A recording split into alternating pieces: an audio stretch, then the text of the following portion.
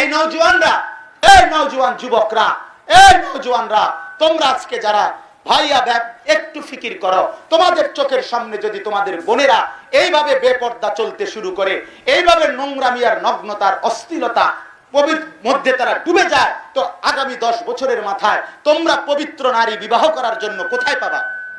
কথা বলেন না কেন? হাজার ফুলে হাজার ভ্রমর যেই ফুলকে কি করেছে, ঠোকর মেরেছে, হাজার ভ্রমর রাস্তার হাজারো নষ্ট যুবক যেই মেয়েকে দেখে টিটকারি মারছে, যেই মেয়েকে দেখে ইটকারি মারছে, যেই মেয়েকে দেখে জিব্বার লাগা ফেলাইছে, সেই মানুষগুলো ওই নারীকে তুমি বিবাহ করে তার থেকে পাবা কে? কথা বলেন না কেন? কি পাইবা বলো? नौजवान तो তুমি তোমার নিজের স্বার্থে तू अगर मेरा नहीं बनता ना बन अपना तो बन अपना तो बन अपना तो बन নিজের জন্য কিছু করো, তোমার জন্য তুমি ভালো হও, তোমার জন্য তুমি ভালো হও। তুমি পরের মেয়ে দেখো না, তোমার জন্য আল্লাহ ভালো মেলে মিলাই দেবে। তুমি নষ্ট নারীর ছবি দেখো না, তোমার জন্য আল্লাহ নেককার স্ত্রী মিলাই দেবে। নয়তো মনে রাখো আল খাবিসাতু লিল খাবিসিন, খবিসের জন্য খবিস ছাড়া আর কিছু পাওয়া যাবে না। যুবক তোমার জন্য ওই আরেক বেহায়া নর্তকী ছাড়া আর কিছু মিলবে না, যদি চরিত্র নিজেরটা নিজে বরবাদ করো।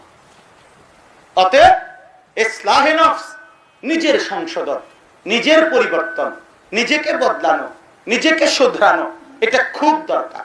আমার জন্যই আমাকে সংশোধন করা দরকার, ঠিক কি না বলেন? দুনিয়ার স্বস্তি, দুনিয়ার শান্তি, দুনিয়ার নিরাপত্তা, আমার সুখ আর সমৃদ্ধির জন্য একটা মানুষ কি চায় দুনিয়াতে? কম মৌলিকভাবে দুইটা জিনিস চায়। একটা হলো খাইয়া পইরা যেন কি পেটে কোনো ক্ষুধার্ত না থাকে, হ্যাঁ, আরেকটা হলো নিরাপদে যেন থাকে, ঠিক কি না বলে? মানুষ এই দুইটা খুব চায়। একটা হলো ভোগ নাই, হ্যাঁ, কোন রকম ক্ষুধার্ত না, এদিকের কোনো পেরেশানি নাই, নিরাপত্তার ব্যাপারে কোনো কি নাই, পেরেশানি নাই। আল্লাহ তাআলা বলেন এটা আমি যাকে দান করি তার উচিত, যাকে আমি ক্ষুধার্ত রাখলাম না, যাকে আমি আহার দিলাম, যাকে আমি ভয় ভীতির থেকে নিরাপদে রাখলাম, আল্লাহ বলেন ফালিয়াবুদু রব্ব হাদাল বাইত, রব্ব হাদাল বাইত, তাদের উচিত এই ঘরের মালিকের ইবাদত করা, তাদের উচিত সেজদা করা। কি কারণে? আল্লাযী আত'আমাহুম মিন জু'ইন, যিনি মানুষটাকে, যিনি ক্ষুধার্ত অবস্থায় খাবার খাওয়াইছেন, ও আমানাহুম মিন খাউফিন, যিনি ভয় আর ভীতি থেকে নিরাপদে রাখছেন। তোরে আল্লাহ পেট ভরে খাওয়াইছে, তোরে আল্লাহ নিরাপদে রাখছে। কাশ্মীরের মুসলমান নিরাপদে নাই, বসনিয়ার মুসলমান নিরাপদে নাই, রোহিঙ্গা মুসলমান নিরাপদে নাই। ওদেরকে ত্রাণ দিয়ে আসছিলেন সেই কক্সবাজারের কাছে, কত বছর হয়ে গেল, আজও তো তারা সেই বাড়িঘর ফিরে পায় নাই, আজও তো তারা পাহাড়ের মধ্যে জিন্দেগি কাটাইতেছে। আল্লাহ আপনাকে আমাকে নিরাপত্তা দিছে কিনা বলেন না? এখনো ঘরে শুইতে পারেন, এখনো নিজের জীবন নিয়ে চলতে পারেন, এখনো বিবি বাচ্চা নিয়ে সুখে আছেন, এখনো মা বোন নিয়ে আছেন, এখনো নিজের সংসারে শান্তিতে আছেন। সিরিয়ার মুসলমানগুলো প্রতি মুহূর্তে আতঙ্কিত, ইরাকের মুসলমানগুলো আতঙ্কিত, সারা পৃথিবীর মুসলমান মজলুম হাহাকার করছে। এখনো আপনি যে দুঃস্বস্তি আর নিরাপত্তায় আছেন, আল্লাহ বলেন এই কারণে ফালিয়াবুদু, কি ফালিয়াবুদু বলেন, বলেন ফালিয়াবুদু রব্ব হাদাল বাইত الذي أطعمهم من جوع وآمنهم من خوف। আল্লাহ বলেন উচিত এদের ইবাদত, কুরাইশদেরকে আল্লাহ এটা বলছে, হে কুরাইশরা, আমি তোমাদেরকে খাদ্যে পেট ভরে খাওয়াই, আমি তোমাদেরকে সার্বিক নিরাপত্তা দেই। এই দুইটা কারণেও তো তোমরা আমার ইবাদত করা উচিত।